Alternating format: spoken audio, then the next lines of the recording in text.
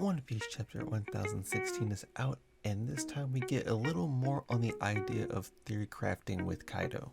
The cover story this time is Zoro and a cat being ninjas in an attic, and this immediately makes me think back to chapter 926 when Nami and Shinobu are being ninjas in an attic. And it also fits because Nami in that chapter is pretending to be a cat, and then we have a cat here, so I thought that was cool. The chapter actually starts back at the flower capital, which we haven't seen in a little bit, and we're basically just going around seeing them celebrate their one day that they have to drink, eat, and have fun. Hitetsu no Toku are talking about Yasue and how he's watching down from the heavens. Basically, that's what they're doing with the bonfire. They light it so that people in the heavens can look down and see it. And Hitetsu makes a comment that Yasue is basically waiting to see what happens with Wano. He's looking down, determined to see the outcome of Wano. I find it very bittersweet when we come back to the festival because the people here are basically celebrating the only day they have to celebrate. And they don't know about what's happening basically right outside of Wano, basically what's coming for them. And in that, I think there's very potential payoff for Oda to do something with Onigashima and Wano.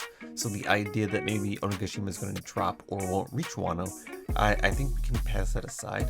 If Onigashima actually makes it to Wano and has this ability to fill the people with dread, I think that makes for a good moment. I think that makes for a good heart-wrenching moment because you have all these people who are here trying to celebrate and just live their life the best they can, and then they see this looming island of death. Within Onigashima, we have CP0 still focusing on the fight at hand. They're still calculating the numbers. They're still getting like a live feed of everything that's happening because they know that the alliance has basically been fighting off most of these members. They know that some people have switched sides.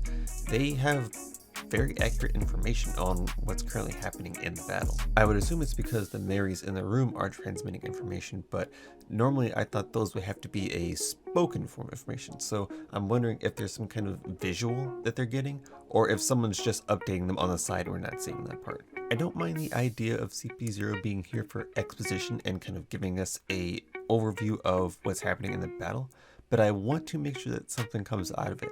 I want CP0 to make some kind of action based on the ending of this game they're playing.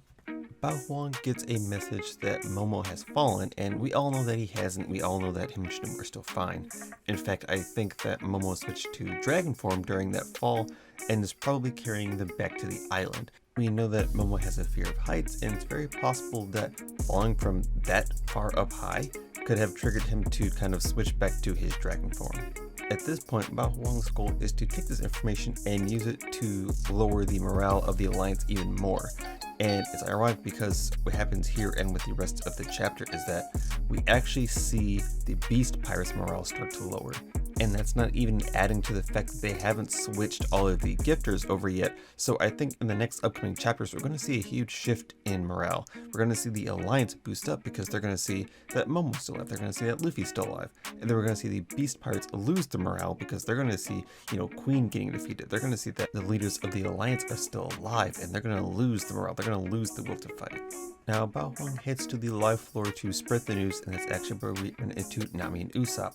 As it turns out, Zeus did make it into Nami's Climatect. It looks like in the middle of Zeus' soul being ripped out of the cloud form, he was able to slip into Nami's Climatect because he was basically just a soul at that point. And I want to talk about Zeus being in Nami's Climatect for a few because that's somewhat important in the way that she'll now have her fights. Initially, Zeus was just inside the Climatect as a cloud, so he wasn't fused with the actual weapon, he was just, a part of it.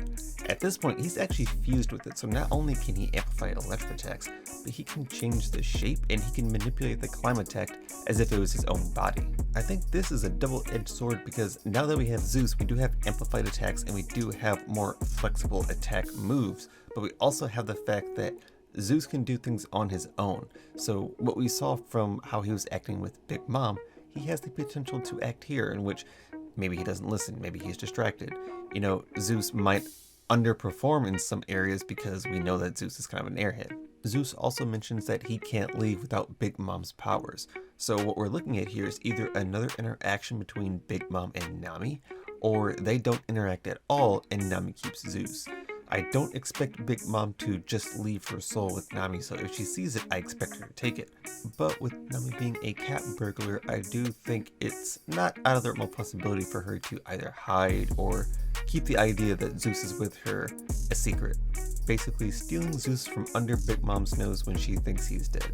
As they're talking about that and running, Usopp notices Bahuan getting ready to make an announcement.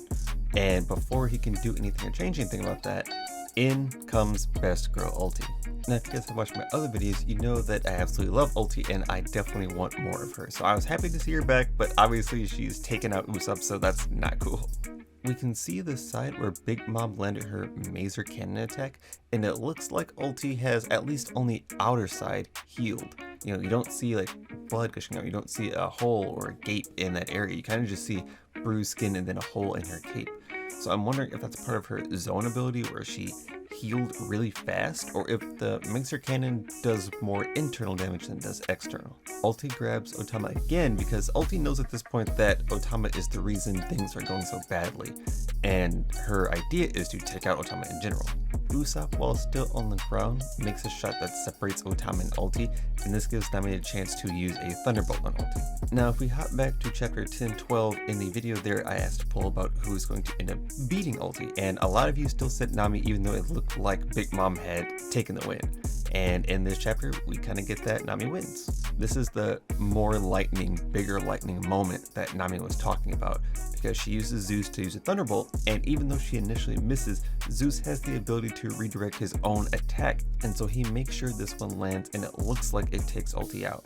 Based on Bao Huang's reaction, we see that Ulti and Page 1 are out of commission. Now, I don't know if this is going to last the entire rest of the raid, because these are ancient zone users.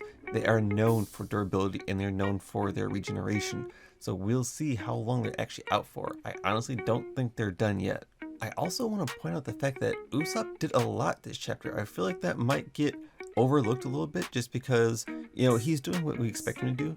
But if you think about it, Usopp took an Ulti headbutt. He managed to separate Otama and Ulti when Nami needed a clear strike, and then he managed to capture Bao Huang. And to go even farther, when he saw Bao Huang getting ready to transmit, he immediately came up with a plan to capture her for Otama. So he did all this in the matter of seconds while pretty much being the only one here being attacked, and I think that's a huge feat for Usopp. It's a smaller moment that's not emphasized, but it fits Usopp's character because Usopp always says, you know, I'm supposed to be in the background. I'm not supposed to be noticed, so whenever I do something, as long as it gets the job done, that's it. That's all that matters. But I feel like this definitely needs props because he takes care of a lot this chapter. Bao Huang ends up accidentally announcing that 2 of the Tobi-Roppo were defeated, which plays into the idea I mentioned earlier about the Beast Pirates starting to lose morale. If they see 2 of the top commanders being defeated, they're going to think, okay, so things aren't necessarily in our side, and they even mention that it seems like we're being backed into a corner now. So expect to see more Beast Pirates fall as other big names start falling. I feel like we're actually going to get to see the other fights now, since I think the Straw Hat victories will serve as plot progression. They'll serve as, you know, lowering the Beast Pirates' morale even lower to make sure that they eventually don't fight back. Otama gets ready to send her message, and that gets cut off because we switch over to Kaido and Yamato. Kaido makes mention that Luffy and Momo are dead, but honestly I feel like he shouldn't believe that at this point. Maybe Luffy just because he fell in the water, but he didn't necessarily attack Momo at all. At any point they just used Shinobu's power to escape and fell into the water. I feel like at no point should he think that that immediately killed them, and I even think that he should have gone and done something about it to make sure that they're dead, to make sure that the end of the Kozuki clan was followed through. It looks like the face-off is getting ready to happen as Kaido starts in dragon form, but immediately shifts to hybrid form, and I wonder why he decided to do that. I think this might be a nod to Yamato's strength, just because hybrid form was saved for the Rooftop Pirates. You know, when Luffy and Zoro and everyone was up here, he started with dragon form and then saved hybrid for when he needed more power. And he's starting with hybrid here. Even so, Yamato makes mention that Kaido is definitely going to win this, and this fight is only to buy time. Yamato also mentions sailing along with Luffy once Kaido has been driven out of Wano, which I think is a very clear indicator that we are going to have that next Straw Hat member. In response to that, Kaido makes a very interesting comment when he says he chose Wano for a special reason. Now, when I first read this, I immediately thought back to what Sengoku said in the fact that there's something special about Wano, and it feels like there's more happening in Wano and with Wano than we really have any idea about. However, I think I'm going to save that idea for a second video because I really want to explore that and the idea that Kaido has this amount of knowledge and where he got it from. Overall, a good chapter. It didn't feel like things progressed as fast or as frequent as they usually do. This one felt a little bit slower paced, but still had some good information in it. As per usual, there will be a poll down below. Feel free to check that out. Make sure to like, comment, subscribe, and I will catch you guys in the next video. Bye. You know they say that kings aren't born to made, and maybe I'd agree if I weren't born this way. I know that sometimes I don't have a lot to say, but this